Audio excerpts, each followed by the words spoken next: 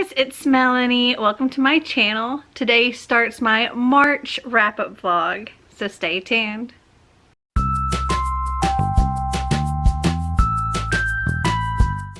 So it is Sunday, March 1st, and I've already completed 2 books. So I started one yesterday and finished it this morning, and that is Only Love Can Break Your Heart by Catherine Weber. This is an ARC. It came out January 7th of 2020. And unfortunately, the first book that I read this month is 2 stars. I really didn't like it. So it's about this girl named Rico who, well, she's dealing with grief of losing her sister. Her sister, who was 2 years younger than her, died when she was 14, when Mako, her sister, was 14 and Rico was 12. These are also Japanese American kids.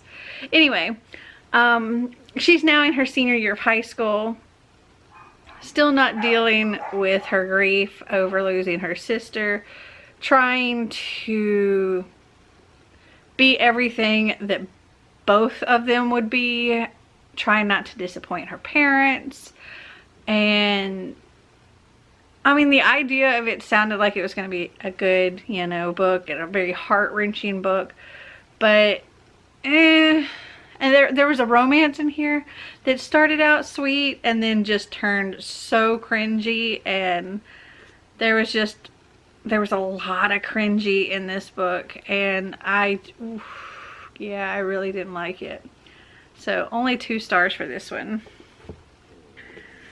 And then today I picked up The Speed of Falling Objects by Nancy Richardson Fisher.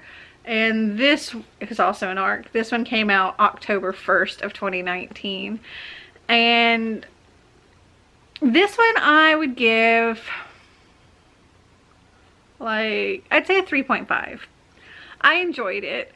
It's about a girl who, when she was, I think, 7 years old,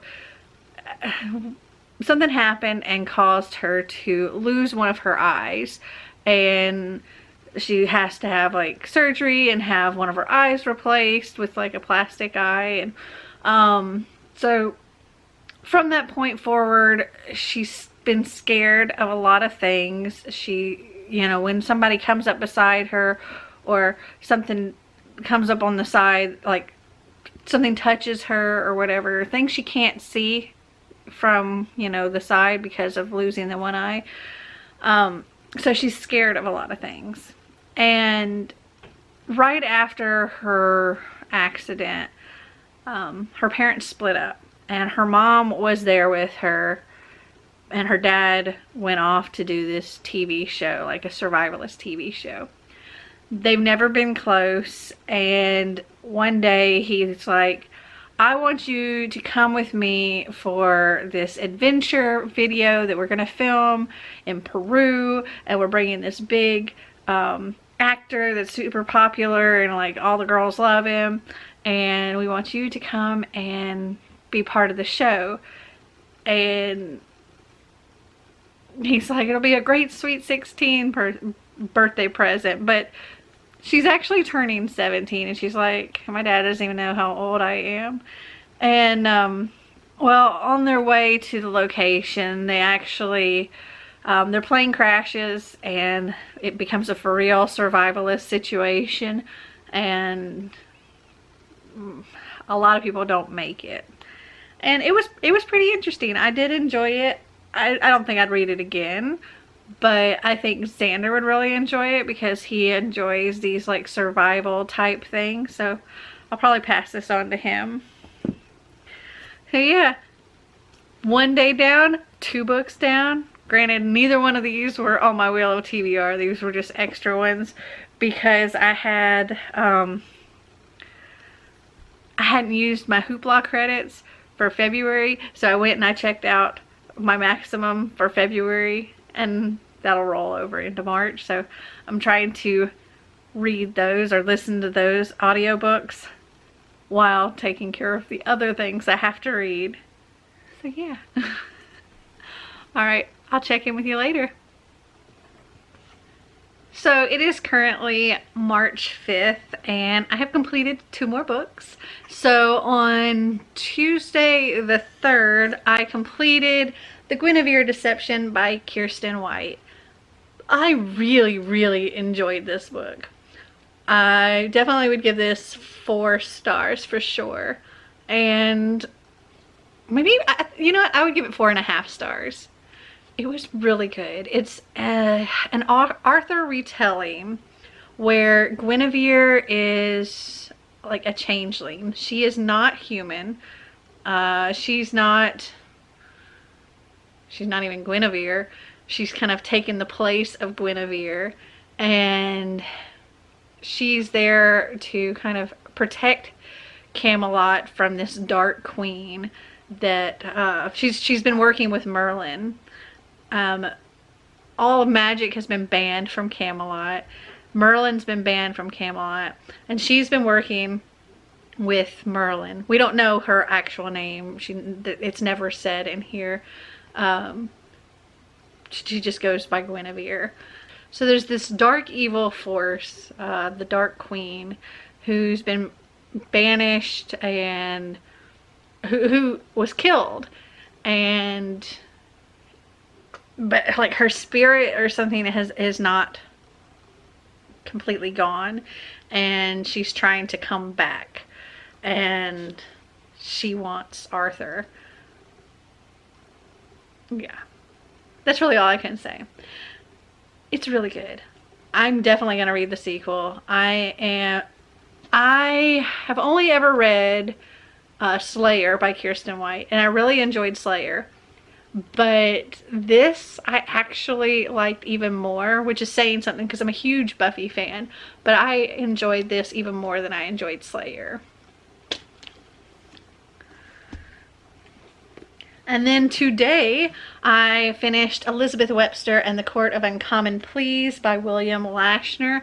And I also gave this 4 stars. Really enjoyed it. So if you're a fan of like Beetlejuice, and you're a fan of City of Ghosts by V.E. Schwab, the main character, Elizabeth Webster, very much reminds me of Lydia Dietz from Beetlejuice, as well as, I think Cassidy is her name, I think, from City of Ghosts. And yeah, you kind of take those two and combine them, and it's like a middle grade Lydia Dietz, whose family's in the business of being attorneys for the damned. It was so much fun. So Elizabeth is sort of an outcast. She doesn't have a whole lot of friends except for her friend Natalie, and she's a bit of a loner. She's not a social person at all. She doesn't have any desire to be a social person or interact with people in general. But then Henry Harrison, the 8th grade superstar. Okay, so Elizabeth and Natalie are in 7th grade. Henry is like this 8th grade super athlete, super popular. And he comes up to their lunch table and he wants to have Elizabeth come over to his house and tutor him in math because she's like a math whiz. And she's really not keen on the idea because his house is like this spooky, creepy place nobody wants to go to and doesn't know why anybody lives there. But she does anyway. And turns out it's not about math that he asked her there. He has a ghost, and this ghost has mentioned Elizabeth Webster's name. So he needs Elizabeth to help him get rid of this ghost. And it was a lot of fun. And there's some ghostly courtrooms in here, and it was fun. It was a fun story. I would absolutely read the sequel to this. I highly recommend it. It's just a good time. 4 stars. So it's been a little while since I've updated you. It is currently Thursday, March 19th.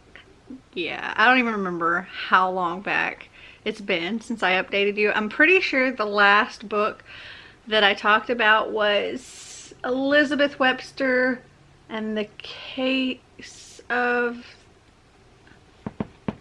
and the Court of Uncommon Pleas, which I think was a 4-star read. Since then, I've read quite a bit. I've actually listened to quite a few audiobooks. So the first audiobook, let's see, I have to pull up Hoopla, was the Saturday Night Supper Club, and I ended up giving that 3.5 stars. I talked about it in a vlog. It was, I think, a weekend reading vlog with my Sips By box. If I can find it, I'll link that up here.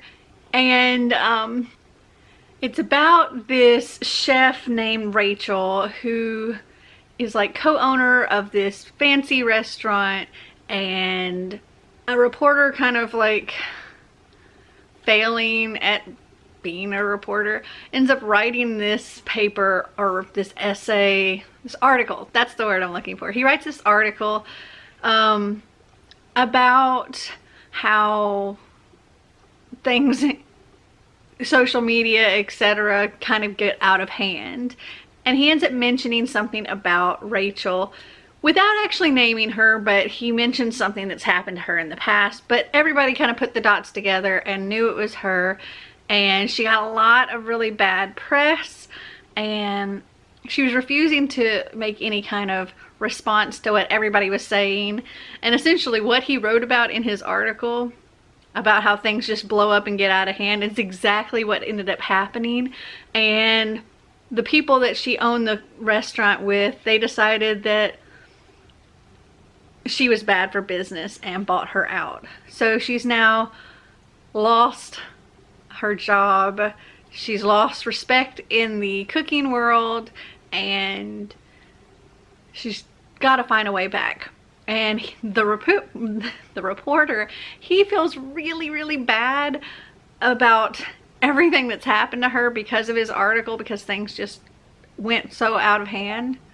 So he decides to try to help her rebuild, I guess, and they decide to do this Saturday Night Supper Club where they invite all of these influential people, because he has the contacts and he has a venue to host this in, and then she is the star. And it was good.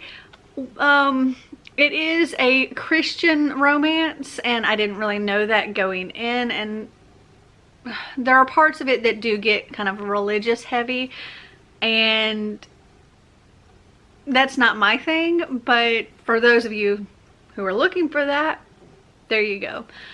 And also for those of you who are looking to avoid that, there you go. Anyway, I ended up giving that a 3.5, and the reason why I listened to that was because I have this arc of A Brunch at Bittersweet Cafe, also by the same author as Saturday Night Supper Club, Carla Laureano. And this came out like a long time ago, February of 2019. I've had it a while. But this was actually the sequel to the Saturday Night Supper Club. It follows one of... Hi, Tigger. Oh, I scared him. It follows one of Rachel's friends, Melody. And Melody is a pastry chef. She worked in the restaurant with Rachel. And when Rachel got booted, Melody left as well as their PR person. Her name is Anne. The three of them are like best friends. Anyway, Melody has gone to work at random bakeries and stuff, making the typical thing there. She doesn't have creative, like she can't use all her creativity and the fancy things that she can make, and she really wants to own her own bakery, or possibly even go back to Paris. And one of the things that I really thought was cool about Melanie is she's actually a bookstagrammer. So she makes these amazingly delicious sounding, like, oh my gosh, this made me so hungry reading it. But she makes these amazingly delicious sounding desserts and then plates them up real pretty and picks one of her books that she has that kind of goes along with whatever she was baking. And yeah, she makes these cute little bookstagram pictures. And she's got quite a following on Bookstagram, which I thought was just amazing. And her grandmother passes away and leaves her all her money, her house, and a car that she had, and told her to do whatever she needs to do with the stuff, sell it, whatever, but don't just hold on to it for memory's sake. She wants her to go and live her dream. And her and Rachel end up kind of coming together to come up with Bittersweet Cafe. Also, there is a very, very cute romance in here. It starts at the very first chapter. A man, his car gets stuck in the snow because they're in Denver in the winter. He is a pilot and he's just coming back from this long trip. It's like 4 o'clock in the morning and his car gets stuck, and the only place that has anybody in it at 4 a.m. is the bakery, and she's in there prepping bread, and she lets him in to call the tow truck, and a little bit of a romance ensues. However, he's the kind of person that never commits to anyone because of past and things like that, and she's the person that attracts the bad for you guys, and she just sees that he is trouble, and they still end up getting involved. But he is getting ready to move from Colorado to Florida to start a business there with his brother-in-law. So things get complicated. I actually binge read this, and I read it in entirety in one day. I stayed up till like 1 a.m. reading this, and I gave it 4 stars. There is a third book as well that follows the other friend, Anne, and I may read that at some point, but not right now. It's not one I own, so I would have to probably listen to the audiobook of it. So maybe at some point I'll get to it. I don't know. So the day that I finished this at 1 a.m., technically for me it was the next day, but I guess it was the same day because it was 1 a.m. I started listening to the audiobook of The Kiss of Deception by Mary E. Pearson, because I'm supposed to read, what is it, Dance of Thieves this month, but I was told that even though Dance of Thieves is the first book in a series, it's sort of a sequel series. So I should read the Remnant series first, which is Kiss of Deception is the first book in that. So I listened to that. I'm not sure exactly when I finished that. Like a couple of days ago. I don't remember exactly what day. And then, and I gave that 4 stars. That was fun. Like it's about a princess who is about to be sent off on this arranged marriage to another prince in another kingdom, and she's not particularly thrilled about the idea. She hasn't even met the guy. She doesn't have any respect for him because, you know, his daddy is picking his bride, and well, she flees and runs away with her handmaid, and they go to this quaint little town where she pretty much lives as a barmaid. And the prince, he is like, how dare she? When he wanted to do the same thing, and she had more guts than he did, and he's really, really curious about her and a little angry. And so he goes hunting for her. And there is an assassin that is also hunting her because this other country doesn't want that alliance to happen, so he's sent to kill her. And throughout the book, you get the prince's perspective, you get the assassin's perspective, and you get her perspective, but you don't necessarily know which character. Like, they're both given names, but we don't know if Rafe is the assassin or the prince, or if Caden is the assassin or the prince.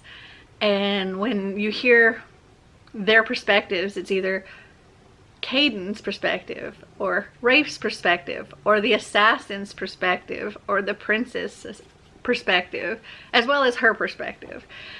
And yeah, you're kind of going, which one's which? Because it's sort of like a love triangle going on, and they're both after her, but you don't know which one's after her for good reasons and which ones are after her for bad reasons. And it was a lot of fun. I knew who I thought was the assassin and who I thought was the prince, but I did question it from time to time. But maybe about halfway through, I think I had gotten a pretty good idea of who it was. It was a lot of fun. And then a couple of days ago, I finished that and started the next one, which is The Heart of Betrayal. And that was also really, really good because, I can't say anything really about it, but I give that one 4 stars as well. Maybe even 4.5. I really, really enjoyed it. And oh my gosh, the way it ended. I just finished that like right before I started this video. It was so good. Oh my gosh. But yeah, it's just, it's continuing their story. In book 2, everybody knows, like, she knows who's the assassin, she knows who's the prince, and she's got more trouble. And the way it ended was just like, I need to read the next one immediately, but I don't have time because it is March 19th, which means the Spring Into Reading-a-thon has started, and I have 7 books that I intend to read for that read-a-thon. Also, yesterday I completed Clash of Kings by George R.R. Martin. 3 stars? I don't know, it's just, there are even more perspectives in this one than was in the first book. And that was kind of hard to follow in the first book because there were so many perspectives. So yeah, I ended up with the same kind of thing going in with this one. There are characters that I really like. There are characters that I absolutely despise. There were way too many kings, which is why there's a Clash of Kings. And I am interested in the story. I'm interested in watching the show, but it's not like it's now one of my favorite reads. It's probably not something I'll read again, but I did complete this beast. And I think that's everything that I need to catch you up on, because now I have to start reading other books. Wish me luck. So it is still March 19th and I have completed Back to the Future Continuum Conundrum Volume 2. This is, well, Continuum Conundrum is Volume 2. I forget what the first one was called, but I love this series so much. I give this 5 stars. The first graphic novel, the first volume, was little stories in the Back to the Future world, just kind of filling in things that you might not have known just from the movies, like how Marty and Doc first met, things like that. This one is actually, instead of a bunch of little different stories, it's kind of one continuous story, and it picks up when Doc is in the Old West and Marty is in 1986, and their adventures are kind of done, or at least for Marty, and he's kind of moping around because he's having a hard time dealing with just being back to normal and not going on all the wild, crazy adventures that they have. And Doc is in the Old West and he's working on building his time train, But before he can complete the time train, he needs to go back to 2015 to get some hover technology to complete it. So he builds a small kind of time car, nothing like the DeLorean, and he goes to the future, and he's supposed to be back like a second later, and that doesn't happen. So Clara, his wife, writes a letter to Marty to be delivered 90 years in the future, and Marty gets it, and him and Jennifer go, his girlfriend, go to help Doc. And they find Doc, and Doc has no recollection of Marty or Jennifer or time travel or even who he is. His brain is just kind of scrambled. He has no memory of anything. And Marty's got to help him get his memories back, as well as help him get what he needs so that he can get back to Clara in the Old West. But in their trying to go to the future, they kind of overshoot, and instead of ending up in 2015, they end up in 2035, and the future is even more bizarre. And of course there's a tannin as well, if you know anything about the series, and it's hilarious.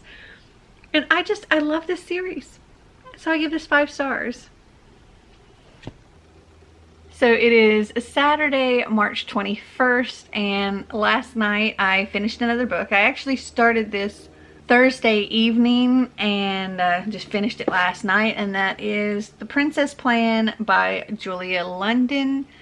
This is set in London, 1845. It involves a prince from, I cannot remember the name of this place for the life of me. Aleutian. He's Aleutian, and he's come to England to make trade agreements and make allies with England. And part of what he has to do is make an offer to one of the ladies for marriage of London. And he's not really thrilled about it. He's like, okay, any women that he has ever met that he's compatible with, they're not highborn or whatever. He can't marry them. And any women that he can marry, yeah, he can find them attractive, but sorry, I got choked there. He may find them attractive, however, talking to them bores him to tears. He's not compatible with any of them. And then he meets this reporter for a Ladies' Gazette who doesn't really care that he's a prince. At first she's kind of like excited to meet him, and then later she really doesn't like him. He's spoiled and entitled and just a jerk in her opinion, and this is very much a hate to love kind of relationship here. But the night of this masquerade ball, when he is having to meet all these ladies, that evening his secretary and really his only friend is murdered, and then he's found the next morning. And our reporter here is given a clue as to who's responsible for this murder, and she posts it in her Ladies' Gazette, and the prince is like, I need to know what this clue is. And he comes to her father, thinking it was her father writing the magazine because it's in his name. But they end up working together reluctantly on both of their parts, because neither one of them like each other, but they work together to solve this murder. And as I said, it's a hate to love relationship. There's like 2 steamy scenes in this, and it was fun. I enjoyed the book. I enjoyed it more than a lot of historical romances that I've read. I'm just not a huge fan of historical romance. This was one I could actually see as told modern day, and had it been told like in a modern day setting, I probably would have ended up enjoying it more. But like, the mannerisms and the speech of that time, it kind of takes away a little bit for me. But I gave this 3.5 because, like I said, it was good. I enjoyed it. I wouldn't rate it again, but yeah. So that is what I have completed so far.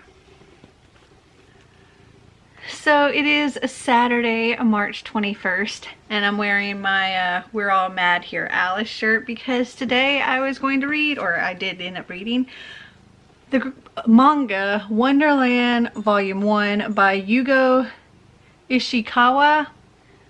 This book is messed up. It's quite violent and definitely not what I was expecting. So at least at this point, it doesn't take place in Wonderland. It takes place in this area of Japan. And our main character, Yuko, wakes up one morning and is tiny. And she very quickly realizes that a lot of people are tiny. And it's this section, just this one section of Japan that has caused everybody to shrink in size. I don't know if you can hear it in the video or not, but Xander's playing a xylophone upstairs. Anyway, so all these people are shrunk, and she wakes up to her dog, Paco, and Paco-chan is what she calls him. And in the house is her mom and dad, her dog, Paco, and her cat, Mi-kun. And she rides on Paco's back to try to find her mom and dad. But when she finds them, they're like a bloody mess, and they're telling her to run and save herself and get out of here. And she has no idea what's going on. And then she very quickly realizes that they're trying to save her from the pet cat because the cat seems to think they're toys. And then she sees the cat shred her parents to pieces, and yeah, they're dead. This all happens in the first couple of pages.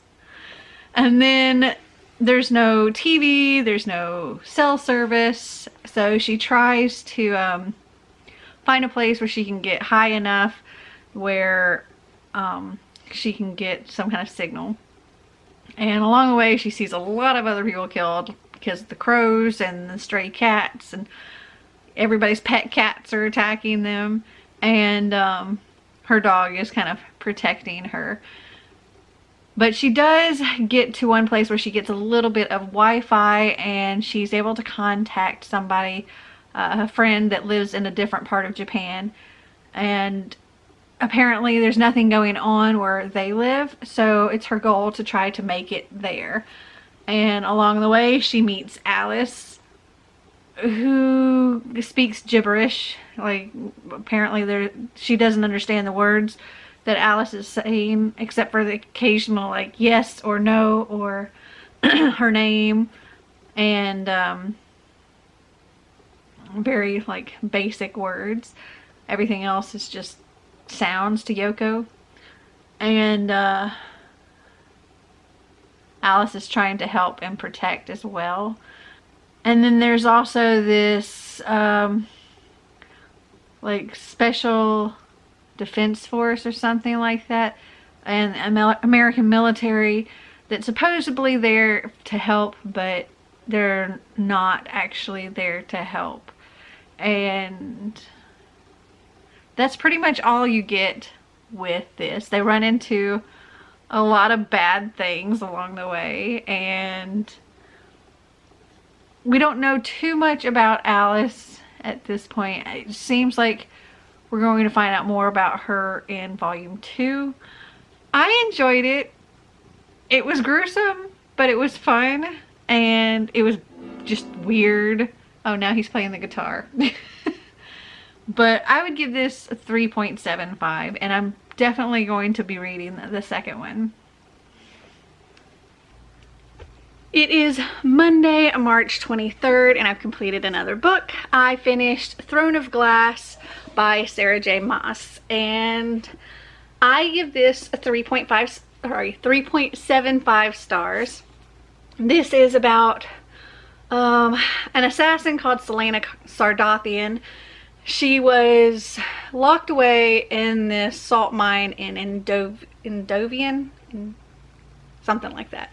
And after a year, the prince comes and he releases her, but she must come and compete in this challenge to become the king's assassin. And she really doesn't have any interest in that, but she wants to get out of the salt mine, so she goes along with him. She's supposed to win this competition, and if she does, she'll serve for 4 years and then she gets her freedom. And no one knows that she is who she is, because nobody knew that Selena was this young girl. They all thought she was older. So the prince tells her to keep it to herself, and they kind of make up a false identity for her. And she goes and competes, and he tells her to kind of stay in the middle, that he doesn't want her to excel and stand out until the very end. And throughout this challenge, if you're ranked at the bottom after each test, whoever's ranked at the bottom has to go back to whatever prison they came from, because these are all criminals vying for this position as the king's assassin. And Selena has a very hard time with not being number one, and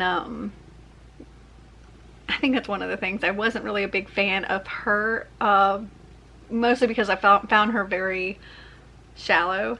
And another thing I didn't really care for with the book is, like, I mean, it was only at the beginning, but it went on and on about how beautiful she was, and it still mentioned that a few times throughout, but it was kind of annoying in the beginning.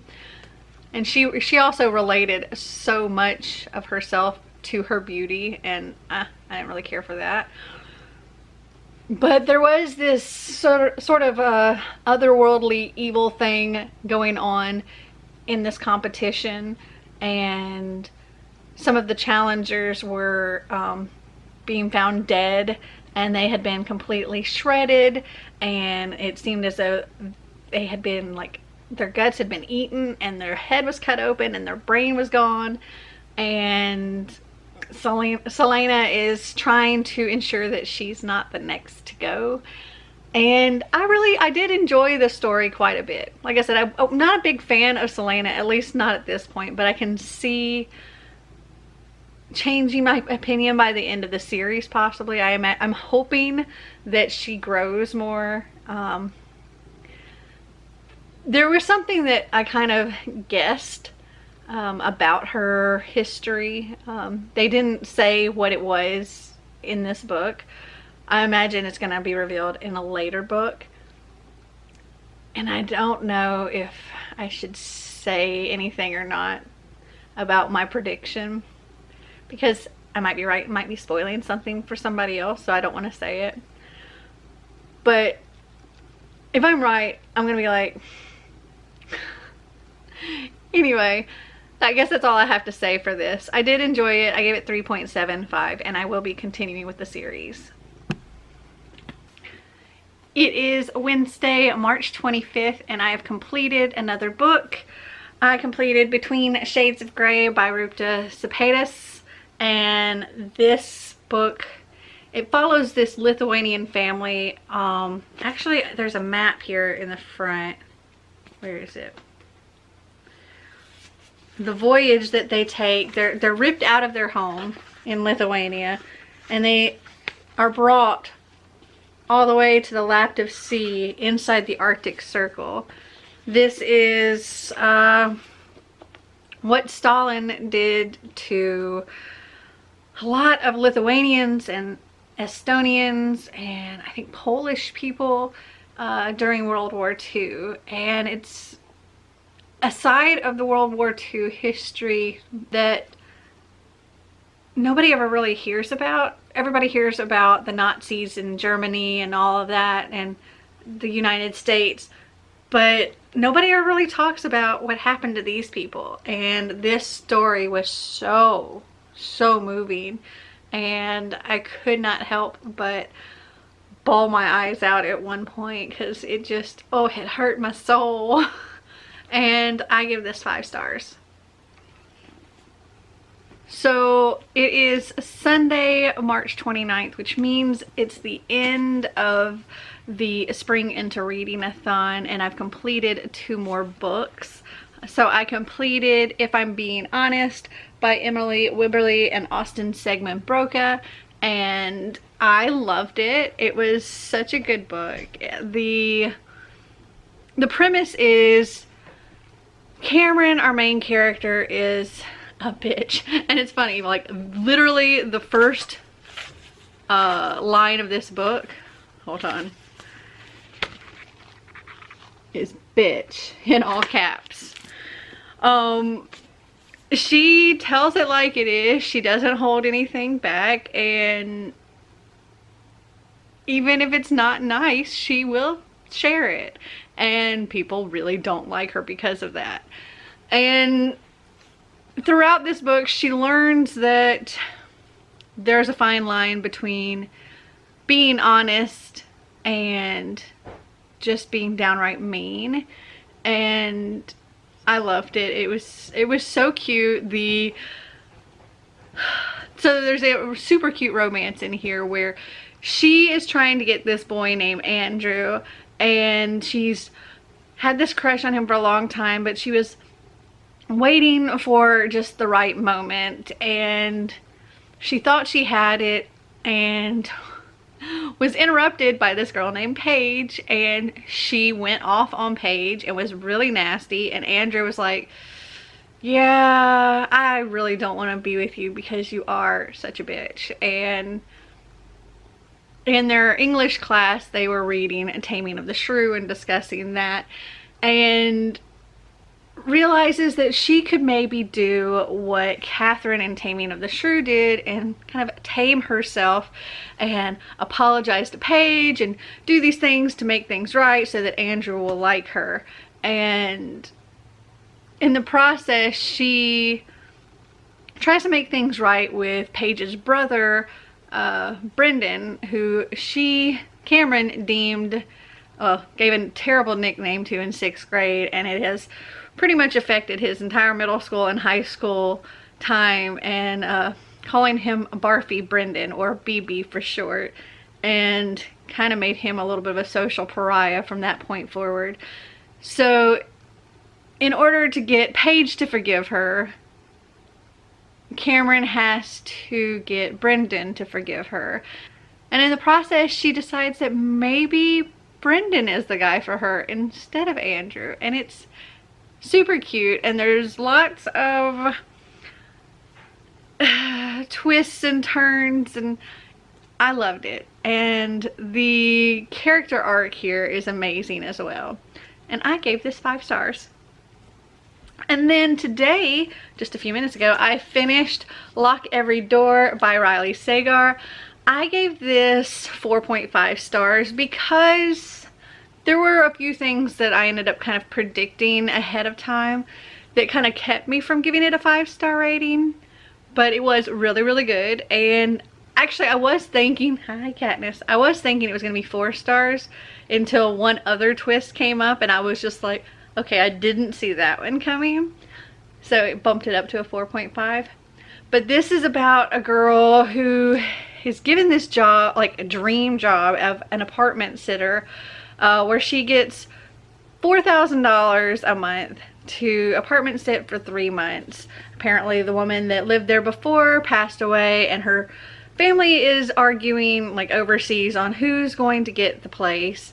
And it's in a very exclusive building in New York, and it's called the Bartholomew, and people wait decades to try to get in there. And she just can't believe that she's fortunate enough to live there and get paid $1,000 a week to live there. And she's an orphan. Her sister went missing, then her parents ended up killing themselves, and she's all alone in the world, and she needs a place to stay because she just lost her job and just caught her boyfriend cheating, and this just came at the perfect time. But it turns out it's not as perfect as one would be led to believe, and before she knows it, she's fighting for her life. It was really good. So that's where I'm at this point. I'm not sure if I'll get anything else read this month, but there's still 2 days, so we'll see. Maybe I can get at least one more book read. So it is currently April 1st. I was hoping to get another book in before the end of the month, but I didn't quite complete it. I was listening to an audiobook of The Beauty of Darkness by Mary E. Pearson, which is the final book in the Remnant Chronicles, so that I can eventually get started on Dance of Thieves. But I didn't complete it this month, so I haven't completed any more to talk to you about. But I have completed all of these, plus 2 audiobooks, the first 2 books in the Remnant Chronicles. So I completed 2, 3, 4, 5, 6, 7, 8, 9, 10, 11, 12, 13, 14, 15 books in the month of March. Not bad. Might have been able to do a little bit better, but life. But I'm happy with completing these 15 books. And I mean, some of them were quite chunky, like Clash of Kings.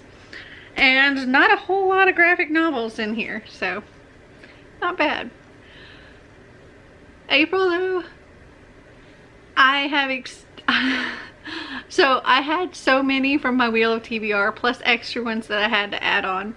Then I added on extra ones for the owls. And well, there's a few extra ones that I'm also going to try to read in addition to that. So April's looking like 21 books if I can complete it. We'll see. So I'm curious, have you guys read any of these books? Did you like them? Did you not? Comment down below and let me know. Well, I hope you enjoyed this video. If you did, please give me a big thumbs up. If you'd like to see more videos like this, click that subscribe button down below. And until next time, remember to always be completely you. Bye!